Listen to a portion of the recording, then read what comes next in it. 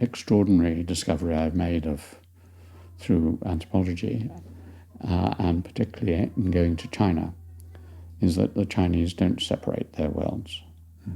This is their great difference from the West, that everything is mixed together in China, and they are not modern. China is not a modern society.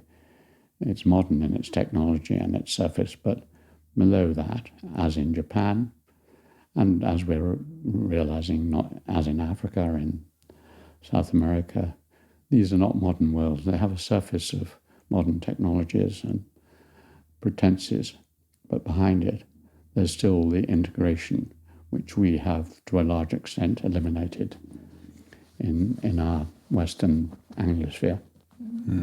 That's interesting, especially this, I think, case study of China. You mentioned that they have the technology, they have, this modern world of technology. But in the West, we feel like modernity is what led us to have these technologies and have this modern way of life. But now we're seeing that maybe that's not so true and that it's been possible in China. Well, it is a puzzle because a strong idea was that without these separations, that, for example, between religion and politics, which allowed people to have freedom of religion and thought, not circumscribed by the Catholic Church or anything like that. If you didn't have that, then you ended up, as Italy did with Galileo, that he's on trial for heresy. So that separations of the economy out from society, so you could get on and make money without worrying about your relatives or whatever it was, those separations were necessary for producing the modern world. And modern technology, a product of the scientific revolution, was an effect of this separating process. And it may well be that, in fact, I'm pretty sure, without those separations at that time, we wouldn't be sitting here now.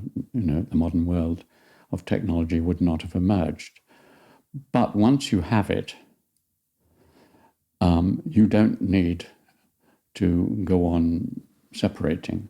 You don't, in order to use a mobile phone or a car or whatever, you don't have to live in a separated world. Anyone can do that. A child can do it. Animals can probably do it to a certain extent. So basically, it was necessary for the first scientific and industrial revolution that you separated out, and that's why it occurred in this country, because we've gone further than anywhere else in these separations. But the Chinese and the Japanese can simultaneously be ultra-modern. I'm writing a book on the future city of the world, the most extraordinary city in the world, which is Shenzhen, off Hong Kong, beside Hong Kong. And it is miles ahead of any other city in the world in its technologies. It's where BYD, where Huawei, where Tencent are located.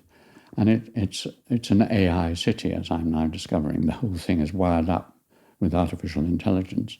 It's way ahead of anywhere in America or the West. So it's ultra-modern technologically. And yet, if you go beneath the surface, if you wander the streets, you'll find little shrines, you'll find people burning paper money.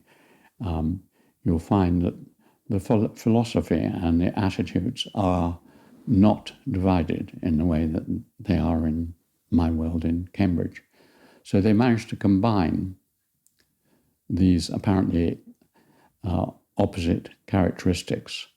And I think that's what we'll discover more and more in the West about many parts of the world, that they're combining and not jettisoning and throwing away all their beliefs and apparently rational ways of living. They are taking the best of the West and then fusing it together with the best of other societies.